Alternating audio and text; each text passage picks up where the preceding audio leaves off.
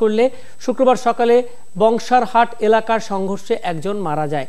বৃহস্পতিবার আহত আরেকজনের মৃত্যুর পর সংঘর্ষ ছড়িয়ে পড়ে আশপাশের এলাকায়। ভাঙচুর করা হয় অন্তত ৩০০ ঘরবাড়ি ও ব্যবসা প্রতিষ্ঠান। শাহ বায়েজিদ আহমেদের প্রতিবেদন।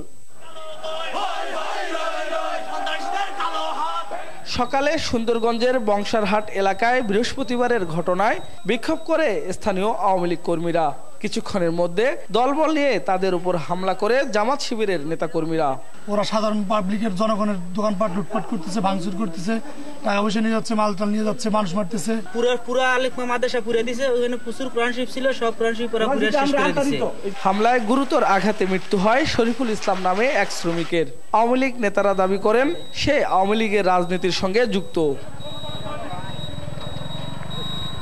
কিছুক্ষণের মধ্যে সংঘর্ষ ছড়িয়ে পড়ে বংশারহাট, বামনডাঙ্গা, নলডাঙ্গা সহ রামজীবন ইউনিয়নের কয়েকটি গ্রামে। সারা সুন্দরগঞ্জের অনেক বাড়িঘর তারা জ্বালিয়ে দিয়েছে, পুড়িয়ে দিয়েছে। সেই ৭১ সালের বর্বরতাই তাদের পড়ে উঠেছে গতকালকে।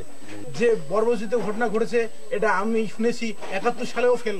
আইন শৃঙ্খলা বাহিনীর কর্মকর্তারা জানান, লোকবল সংকটের কারণে শুরুতে তারা পরিস্থিতি নিয়ন্ত্রণ করতে পারেনি। সুন্দরগঞ্জ আসার পরে এরকম কোনো আর অপ্রীতিকর ঘটনা আমাদের সামনে পড়ে নাই। মোটামুটি পরিস্থিতি শান্ত আছে।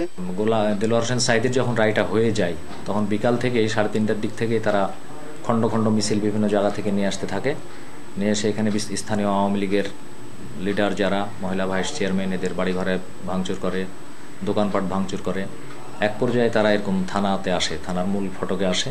এই সংক্রান্তে দুটো পৃথক মামলা হয়েছে আর কি। বৃহস্পতিবার থানা ঘেরাও করে জামাত শিবিরের হামলার ঘটনায় গুরুতর আহত তোজাম্মেল আলী নামে আরো এক পুলিশ সদস্যের মৃত্যু হয়। এ নিয়ে বৃহস্পতিবারের সংঘর্ষে গাইবান্ধায় নিহতের সংখ্যা দাঁড়ালো 4 পুলিশ সহ 8 জন। শাহ বায়েজিদ আহমেদ, ৭১, সুন্দরগঞ্জ, গাইবান্ধা।